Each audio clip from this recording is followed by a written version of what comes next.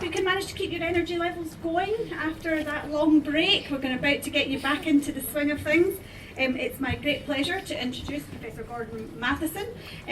He is here as the visiting professor from the Institute of Future Cities at the University of Strathclyde, and you'll see Gordon's profile is also in the pack. So I'm not going to say anything further. Gordon, it's over to you. Thank you very much. Thank you very much indeed, Jackie, and ladies and gentlemen, a very good afternoon.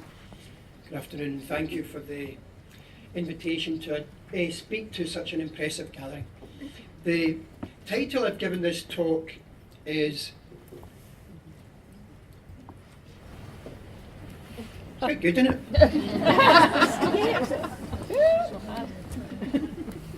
I'm glad you're smiling because I thought, I hope people aren't offended. No, you'd all prefer about in the town as well, wouldn't you? Yeah. And you want all your patients about in the town too.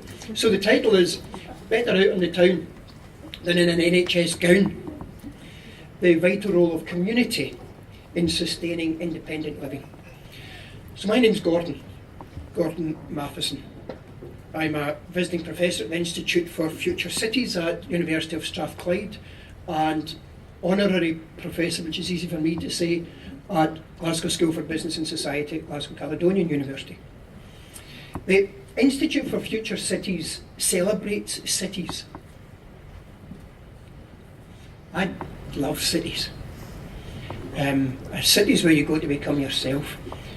So the Institute for Future Cities celebrates all that is good about cities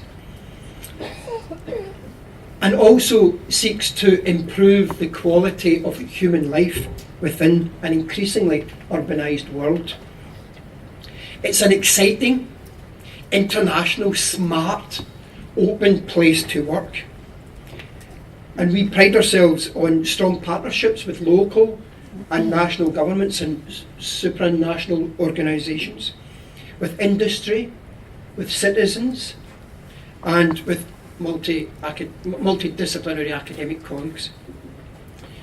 The Institute combines evidence-based rigour with passion and imagination, and is grounded by a determination to practically address the real-life challenges that cities face and devise human-scale, sustainable solutions using big data and the latest technology. Sounds good, doesn't it? It is actually. It is good.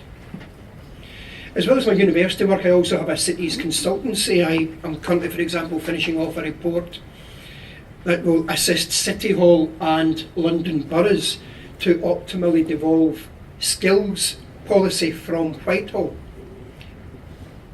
It draws on the experiences of devolution to English metropolitan cities like Bristol and Manchester.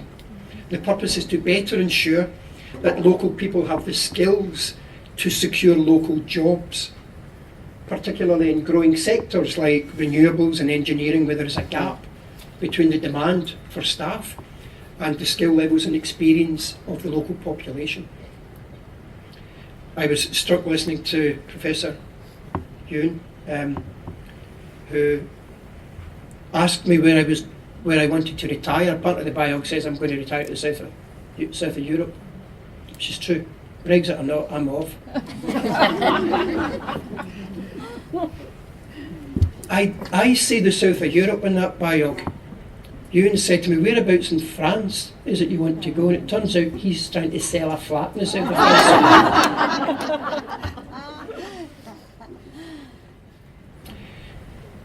Anyway. Some of you may recall that in a former life I was the leader of Glasgow City Council, and that, if you haven't been in it, is the office of the leader of the council in those quite splendid chambers of democracy in George Square. The organisation at that time had an overall annual spend of £2.5 billion and 30,000 staff. It was a huge honour for me to lead my home city. And while at times, as you can imagine, it was a pretty challenging gig, there were many good times, and I look back on that period with satisfaction and not a little pride.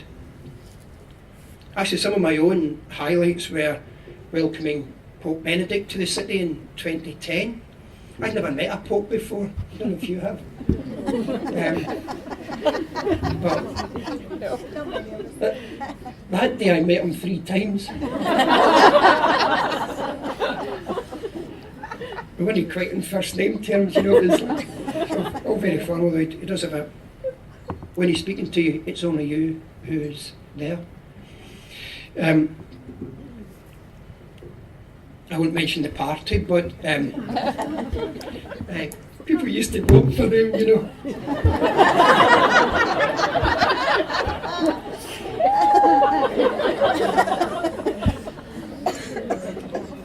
It's indeed an ageing population, eh? A real highlight for me was leading my party to overall council election victory in 2012 when most commentators thought I was going to lose.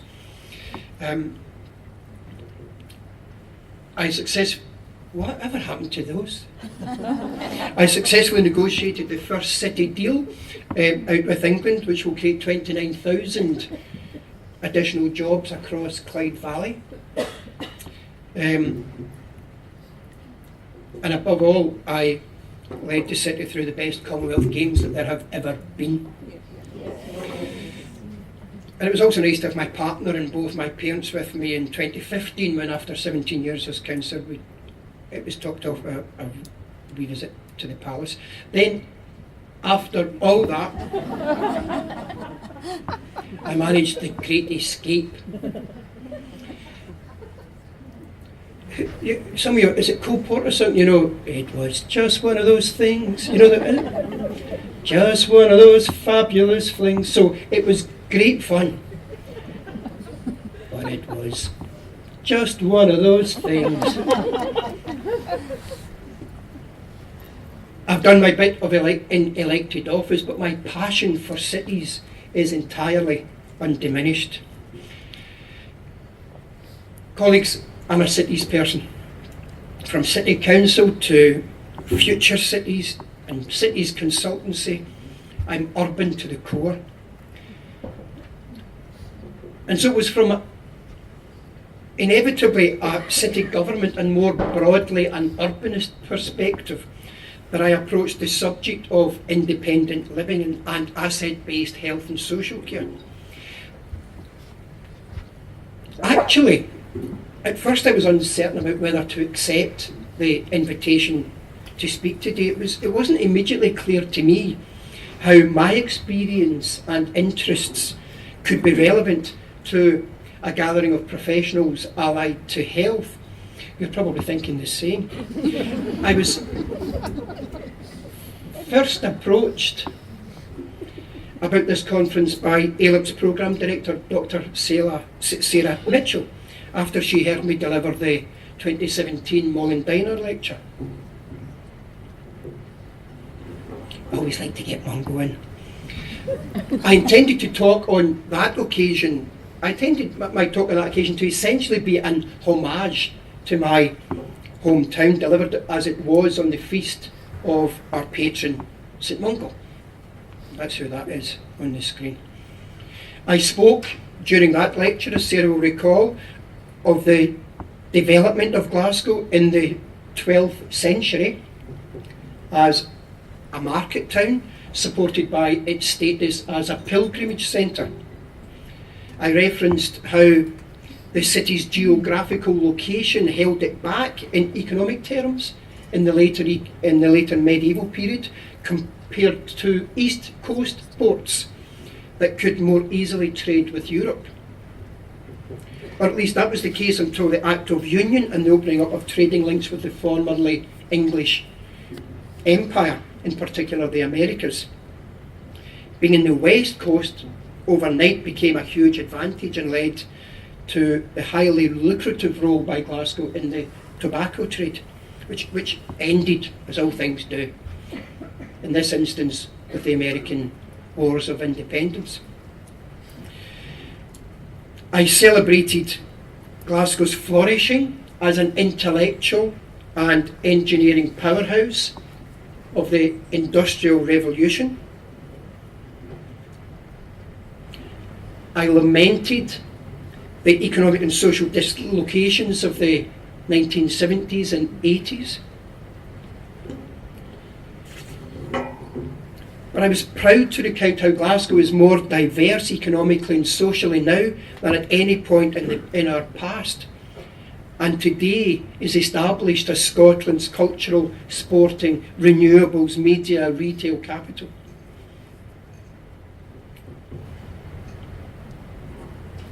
And of course, the second set of the Empire became in 2014 the first city of the Commonwealth. And I concluded my Mollendiner lecture by encouraging the audience to draw inspiration from the city's past and to assert its rightful place in an increasingly urbanised world. Happy St Mungo's Day, thank you, and good night. That was what I set out to do, and I thought that would be an end to it. But Dr. Mitchell approached me after my talk. She kindly said that she thought she found it enjoyable and interesting, and then out of the blue suggested that it was relevant to her work in the field of active and independent living. Huh? I thought, and I think I actually verbalised it.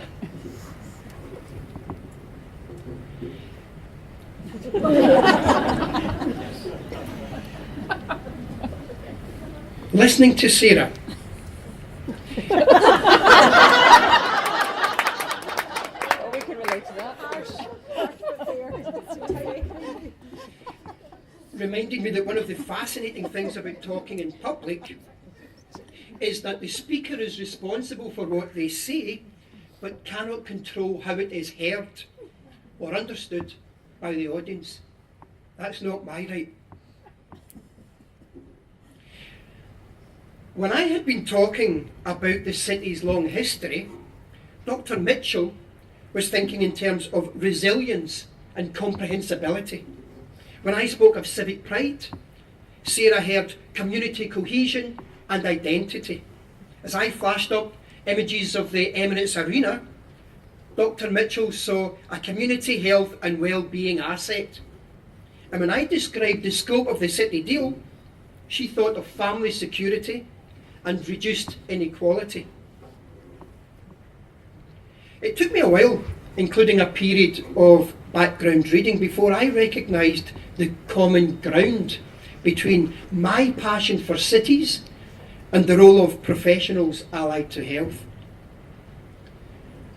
What for me is the key is an asset-based approach to well-being.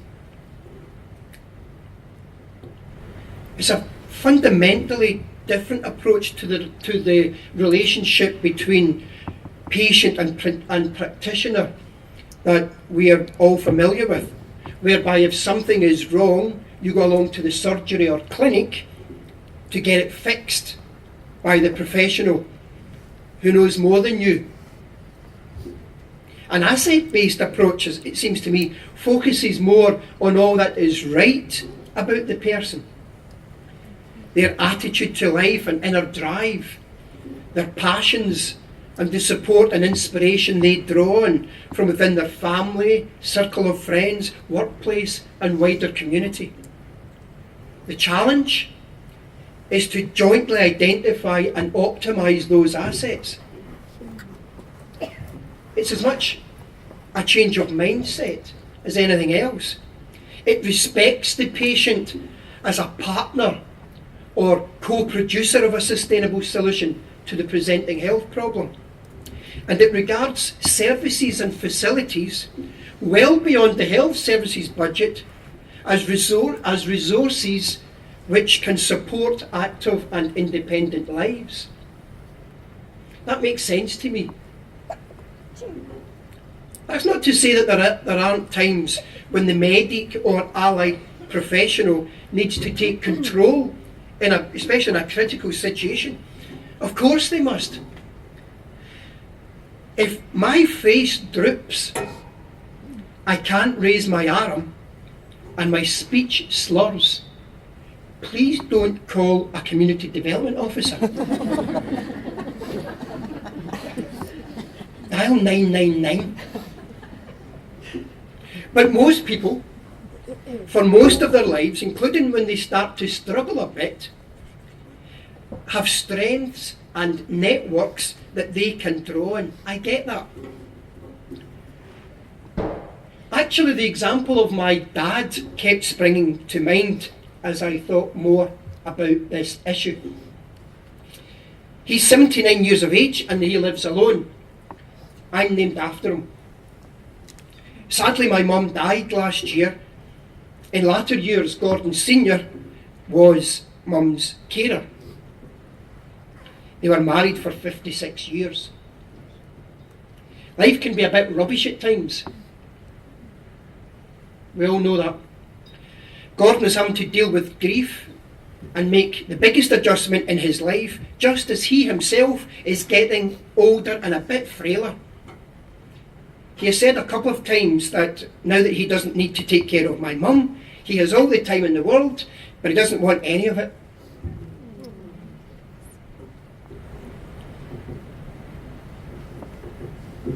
That said, he's doing remarkably well. That's my dad. And his great-grandson, Owen, my great-nephew. Gordon's hearing isn't great and he's 2 dodgy knees, but he has digital hearing aids and 2 walking sticks. He said that getting the second stick from the physio has been brilliant. You should see him, he confidently strolls out like a soldier. Right leg, left arm, left leg, right arm, and off he goes. In fact, although he has a little COPD and uses an inhaler, he's remarkably fit. Until he was in his 70s, he would do daily sit-ups. He's always been proud of his appearance. His stomach muscles are probably still tighter than mine, although I know you're finding that hard to believe. I used to punch, you know, he would tighten up. I used to try and punch him when I was a boy, and he never let on if it hurted. I don't think it did. In part because Gordon was my mum's principal carer in latter years, he's good around the house. He does much of his own shopping and laundry, and he cooks healthy meals. In fact, he'll tell you the number of times he cooks the stew. Whether you want to hear it or not. He also goes to church most days. It gets him up and out in the morning. He usually gets the local bus, but sometimes he walks. He feels safe enough in the streets and pauses when he needs to. Every day he gets offered a lift home by 2 or 3 different members of the congregation. He's happy to accept on occasions, unless he's going shopping, in which case he heads for another bus. A lot of the local shop and cafe owners know him. He carries his shopping in a rucksack, or a knapsack, as he calls it, which means his hands are free to use his 2 sticks. When he's in church, he switches his hearing aid so that he can hear via the loop system. And he's quite chuffed by the fact that he often needs to tell those around him in the pews what the hymn number is. Because the priest sometimes trails off when he's calling it out. Hymn number 374. What? It's 374, says Gordon. Because he can hear it as clear as day. My dad has 4 children. I have 3 sisters. We visit Dad regularly, go for lunch with him, watch big football matches together on telly, take him to lay flowers at my mum's grave, and help him with some heavier housework and bulky shopping like kitchen rolls or toilet roll and that stuff. Well, we would never really think of our family in these terms. My dad has a lot of what might professionally be thought of as assets. The support of physio and audiology has been a real boon to him. But most of what keeps him independent hasn't actually been provided by the NHS. His inner drive and pride, the love and support of his family, his faith and friends at church, his local shops, the bus service, the safe lit pavements he walks along, these are what keeps him active and well, and I'm proud of him. I also mentioned to my wee sister that I was speaking here today. She works in a residential care setting. She highlighted another dimension to me, namely that some people, and certainly the clients that she works with, have complex needs and require much more support than my dad to maintain as active and independent a life as possible. My sister Pauline said that her clients and colleagues rely heavily on the work of speech and language therapists, dietitians and so on. In other words, the balance between professional support and the ability to optimise individual assets will of course vary. You know that. This in no way undermines the asset approach, but simply demonstrates that in health, just as in life generally, one size doesn't fit all. Colleagues, the photograph on screen now shows some of the key community activists within my former council ward in the social housing estate of Townhead in Glasgow. It was taken outside the wonderful new built Townhead Village Hall. The hall is a great example of resident-led community planning. It boasts elderly fitness classes, mother and toddlers groups, a nursery, health clinics, benefits advice sessions, a college computer suite, a cafe, a community garden and so on. I used to hold my surgeries there. Crucially, the hall was designed by local residents, openly drawing on support as required, and remains community controlled. There are places like it all over the country. Similarly, our libraries are cherished community facilities. Gone are the days when you were hushed by a librarian disdainfully looking over their specs. The one on the screen is in the same building as Glasgow's Gallery of Modern Art. It has a Costa Coffee Cafe. Now, all together, Costa Coffee Cafe. And it has as many newspapers, magazines and computer terminals as books. Our libraries host homework clubs, gardening talks, Duke of Edinburgh award groups, bounce and rhyme classes for babies, and drop-in sessions by Macmillan Cancer. I could go on and on, because once I started thinking about the council services that I used to have some responsibility for in terms of assets that sustain well-being and build community capacity, it was difficult to stop. And I also realised that Dr. Mitchell was right to regard a community's shared history as a key asset that enhances cohesion and identity. It turns out that when I was banging on, as I did a bit earlier, about St Mungo and the tobacco trade, there was some value after all. To make sense of the world, cities need to know where they come from, just as much as families and individuals do. Interestingly, part of my background reading for today's talk was an excellent briefing paper from Glasgow Centre for Population Health entitled Asset-Based Approaches for Health Improvement, Redressing the Balance. I'm sure many of you will have seen or read or maybe even partly contributed to or wrote the paper. The briefing summarises very well the rationale and current thinking around asset-based approaches to health improvement, as well as some of the challenges in implementing it in practice.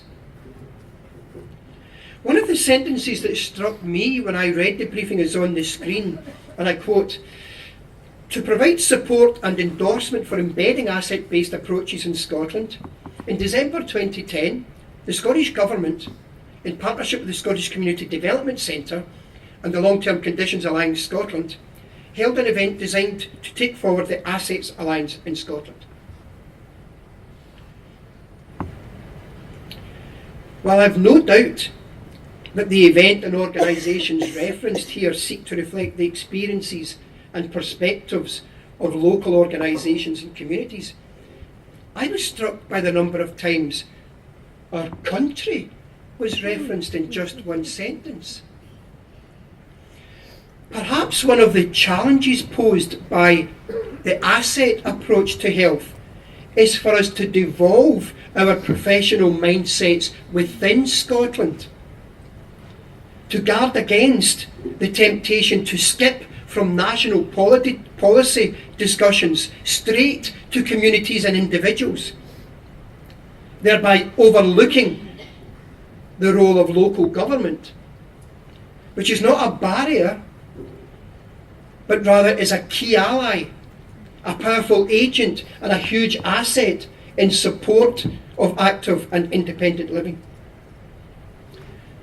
While our politics in Scotland is, for good or ill, rather dominated by the constitutional debate, focusing on what additional powers or sovereignty should accrue to Holyrood, there are other big ideas and trends underway elsewhere in the world which are critical to our health and future well-being. One of the most striking is that we increasingly live in an urban age. Around the turn of the millennium, we reached a tipping point when, for the first time in history, the majority of the world's population lived in cities. Humanity is now an urban species. The graphics on screen now show the trend in global urban living. In 1950, 30% of the world's population lived in towns and cities. By 2010, this had risen to 52%. And current projections show that by 2050, some 72% of a fast-growing global population will be city dwellers. And while a bit over half of the world's population currently lives in cities, these same cities generate 80% of the world's GDP, or economic output. This short American video, voiced by Bruce Katz of the Brookings Institute, touches on some of the implications of this historic shift.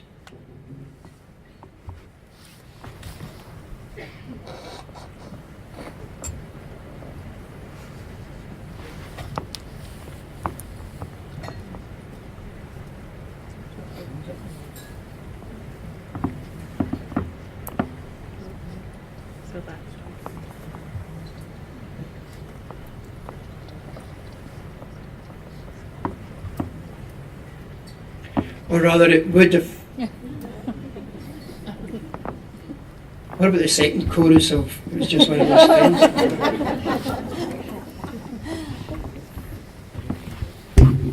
I'm happy to. Oh, to sing? Yeah, no. If this can be sorted in 10 seconds, then. Oh, bad Charlie. Can people hear that? No?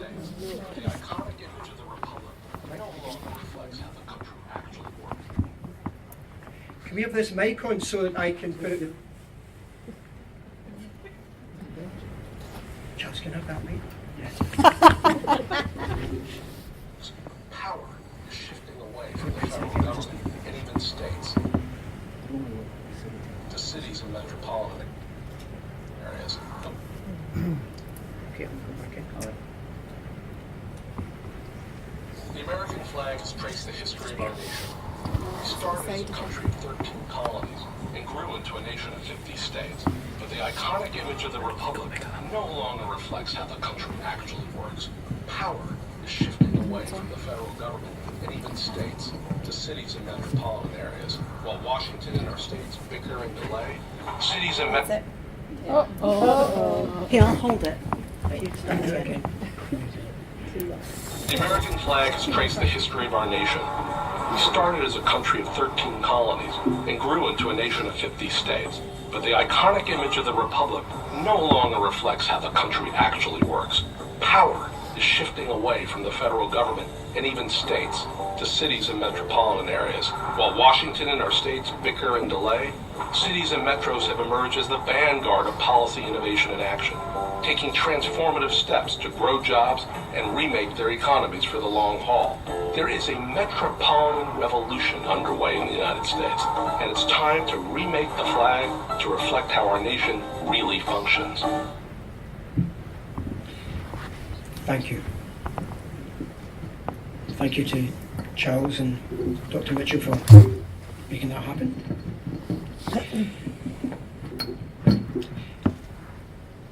In Britain too, there is a growing recognition that our country is too centralised, and that in particular our major and growing metropolitan city regions outside London have the capacity to contribute significantly more to the national economy, tackle entrenched inequalities, and revitalise our democracy. But only if they are given the chance to locally control the levers of social and economic policy. Nobody knows a place better than those who live and work there. I think we all know that. With the best will in the world, you will not be able to optimally integrate public services, nor achieve our broader economic and social ambitions if we try to organise large areas of public policy from Whitehall or from Holyrood for that matter. Progress is being made on this devolution agenda on a whole number of fronts, but there is a way to go, and we should recognise that there are countervailing centralising tendencies too. Colleagues, I'm conscious that the conference is running a little behind schedule, so I'm going to draw towards a close.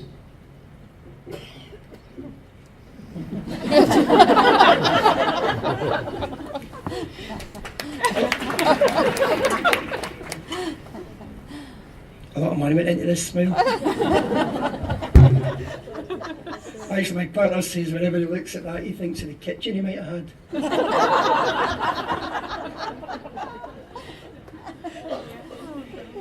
Thank you for your kind attention this afternoon.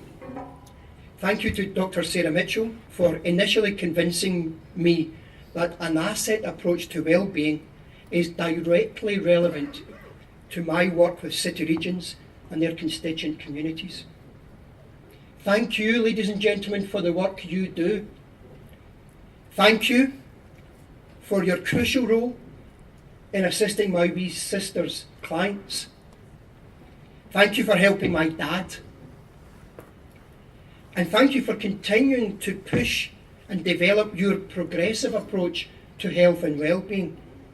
It strikes me that you, as professionals allied to health, can and are entitled to draw on many allies in your effort across many diverse fields of endeavour. I sincerely hope that I and my colleagues at the Institute for Future Cities can in some way work with you on this agenda.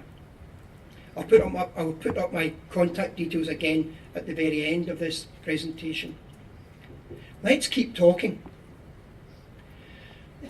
An increasingly urbanised world holds enormous assets, but we face great challenges to ensure both that sustainable infrastructure is provided and that quality of life issues and well-being are equally emphasised. The exciting bit about future cities is that we can still shape them.